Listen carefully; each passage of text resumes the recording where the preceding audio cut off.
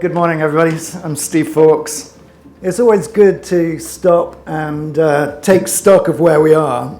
But in this world of energy and infrastructure that we live in, 12 months is obviously too short a period. Even when you get events like the invasion of Ukraine, real change happens over much longer periods.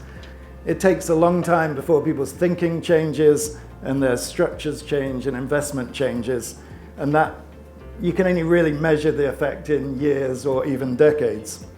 So I think, first of all, we can no longer doubt that we're in the middle of a major energy transition, primarily towards renewables. But most of what's written and talked about is what I would call kind of phase one of the transition, and that's all about energy supply. And really we're now moving into phase two, which is more about energy demand. So phase one, if you look at the history in the UK, really started about 1990 with the non-fossil fuel obligation. The very first wind farm was built at Delabole with 400 kilowatts wind turbines. And we've come a very, very long way since then. We have about 14 gigawatts of offshore wind, another 14 gigawatts in construction, and a pipeline of 100 gigawatts, which is totally amazing.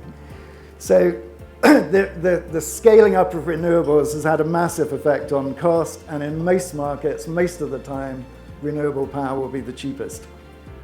So phase one of the transition was all about supply. Phase two is about demand, and that means it's focused on users. So that's all of us, our individual way that we live our lives, the buildings we inhabit, everything that we do. It's about us rather than about supply. If you have solar PV on your house, you're a prosumer of energy.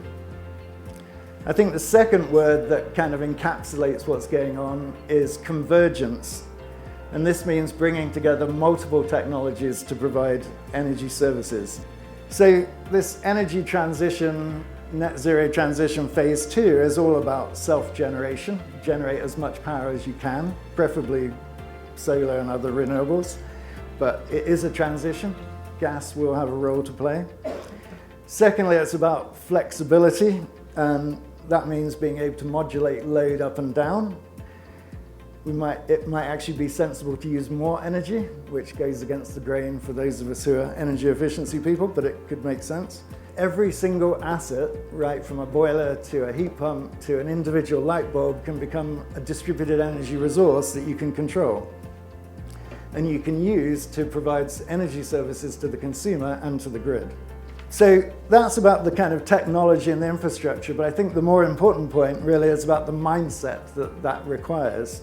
And the mindset traditionally on energy is very passive. We're energy consumers.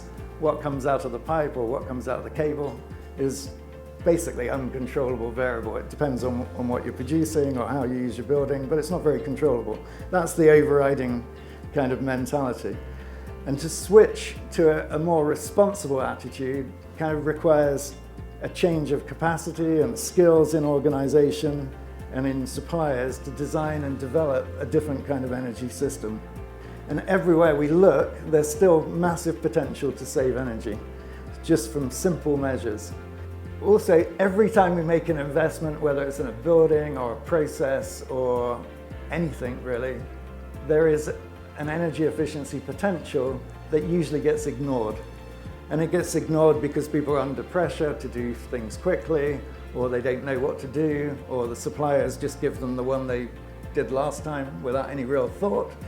And so all these opportunities are being missed.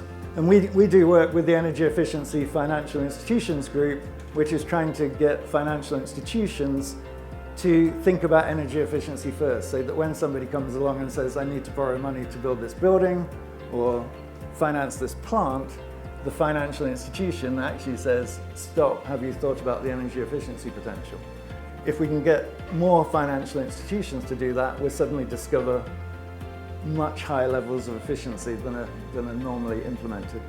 I think the big driver that has really changed in the last few years, and I've talked a lot about this before, is really this change of attitude of investors. And yes, there is greenwashing and there's ESG washing, but fundamentally investors are shifting towards wanting to deploy capital into sustainable, low carbon, etc., etc. Huge pressures, and of course that pressure on the investors goes down to companies. Every board, every company, right down to SMEs, are being asked questions about their sustainability and ESG.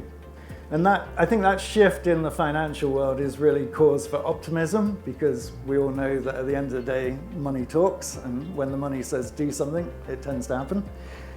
We're kind of in this new phase of the energy transition, the net zero transition, and it will focus much more on localized energy supply and localized energy demand. It will be about becoming prosumers. It will involve convergence of technologies, bringing lots of technologies together, and those technologies to provide energy services to the consumer, but also to the grid. So it becomes a two-way thing.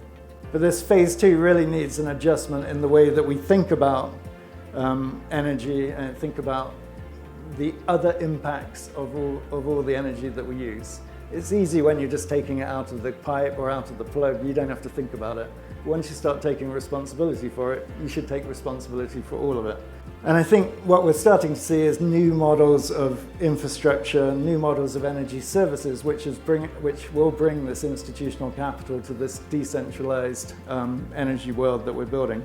None of this is magically going to happen in 2023, but I think we are seeing the green shoots of these kind of developments.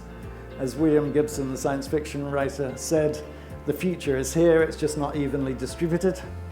And when I play forward 20 or 30 years, I think we will see some really massive changes and the energy structure will look just as different as it looks today, compared back to 1990, when a 400 kilowatt wind turbine was considered amazing and fantastic, and that was all you were going to get.